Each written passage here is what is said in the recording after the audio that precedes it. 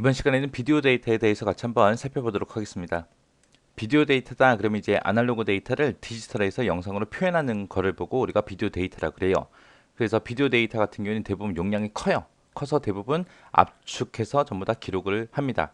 자, 첫 번째 AVI요. AVI라는 파일 형식은 마이크로소프트에서 만든 거예요. MSI가 개발한 윈도우 표준 동영상 파일 형식을 보고 AVI라고 합니다. 얘는 우리 윈도우 설치하면은 기본적으로 미디어 플레이어가 설치가 되죠. 그래서 우리가 별도의 하드웨어 장치 없이 바로바로 재생할 수 있는 그런 형식을 보고 AVI라 그래요. 그 다음에 DVI요. 얘는 이제 인텔사가 만들었습니다. 인텔사가 개발한 동영상 압축 기술을 보고 DVI라고 해요. 얘는 초기에는 디지털 TV를 만들 목적으로 개발이 됐는데 요즘에는 대용량의 영상이나 음성 그런 압축 기술로 발전되고 있습니다. 압축 기술이 좋아서 144대 1 정도로 압축을 지원해줘요.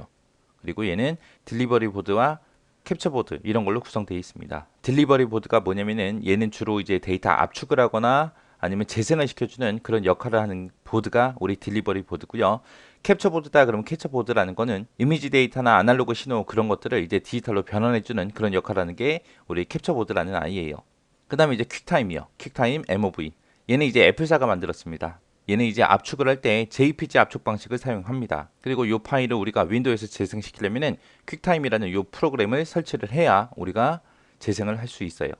요 세 가지는 보니까 지금 만든 회사가 다 다르죠. MS에서 만들었냐, 인텔에서 만들었냐, 애플에서 만들었냐 그렇게 큰 회사들마다 각각의 동영상 압축 기술을 전부 다 개발되어 있습니다. 그 다음에 이제 MPEG요. MPEG라는 거는 동영상 전문가 그룹에서 동영상 압축 기술을 만들었어요.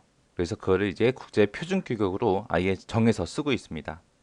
얘는 동영상만 압축할 수 있는 게 아니라 동영상뿐 아니라 오디오도 전부 다 압축할 수 있어요. 얘는 이제 압축률을 높이기 위해서 손실 압축 기법을 사용합니다. 손실 압축 기법이다. 그럼 이제 중복 데이터를 제거해 주는 거죠. 이 MPEG이라는 거는 MPEG 비디오라는 것도 있고요. MPEG 오디오라는 것도 있고 MPEG 시스템도 있고 이렇게 크게 세 가지로 구성이 되어 있고요. 자, MPEG 1이 있고요. MPEG 2가 있고 MPEG 4가 있고 MPEG 7이 있고 MPEG 21이 있고 이런 여러 가지 규격이 있습니다. 이렇게 해서 MPEG 이렇게 종류가 여러 가지 있는데 어떤 데이터를 어떤 목적으로 이제 압축을 하냐에 따라서 이렇게 여러 가지로 나눠진 거예요. 그 다음에 이제 ASF요. ASF하고 WMV.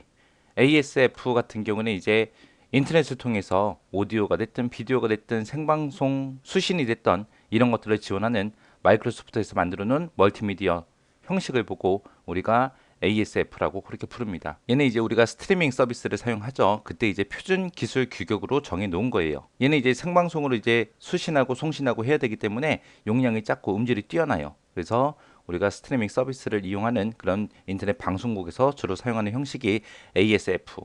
그 다음에 WMV는 ASF보다는 최신 버전이에요. ASF하고 WMV는 사용하는 코덱이 서로 다릅니다. 요 코덱이 뭐냐? 코덱이라는 아이는 이제 데이터를 얘네들은 전부 다 압축을 하는 거잖아요. 그죠? 그때 이제 압축에서 사용되는 모든 기술과 도구 그런 것들을 전부 다 총칭해서 우리가 코덱이라고 하거든요. 그래서 나는 뭐 A라는 걸로 압축을 했다. 그러면은 A라는 걸로 압축을 풀어야 돼요. 그래서 사용하는 소프트웨어마다 코덱이 전부 다 서로 조금씩 다르거든요. 그래서 특정 파일을 재생을 하겠다라고 했을 때는 그 해당 소프트웨어에 맞는 코덱을 우리가 설치를 해야 우리가 동영상을 볼 수 있습니다. 그 다음에 이제 디빅스요. 디빅스라는 거는 뭘 얘기하냐? 이 디빅스라는 거는 이제 영화 같은 거 있죠. 그런 고화질의 파일 같은 것들을 압축하기 위해서 만들어 놓은 기술을 보고 디빅스라고 그렇게 불러요. 얘는 이제 표준으로 정해진 건 아니고요. 비표준 동영상 파일 형식입니다. 디빅스 같은 경우는 이제 MP4랑 MP3랑 이 두 가지를 조합해서 만들어 놓은 거예요. 그래서 이 디빅스라는 거를 만약에 동영상을 보겠다라고 하면 이제 소프트웨어가 됐든 코덱이 됐든 그런 거를 우리가 따로 설치를 해야 돼요. 그리고 확장자는 AVI 파일을 사용을 합니다. 그래서 DivX라는 요거는 이제 고화질, 우리 영화 같은 거 저장할 때 주로 사용하는 거다라고 그렇게 기억을 하시면 됩니다.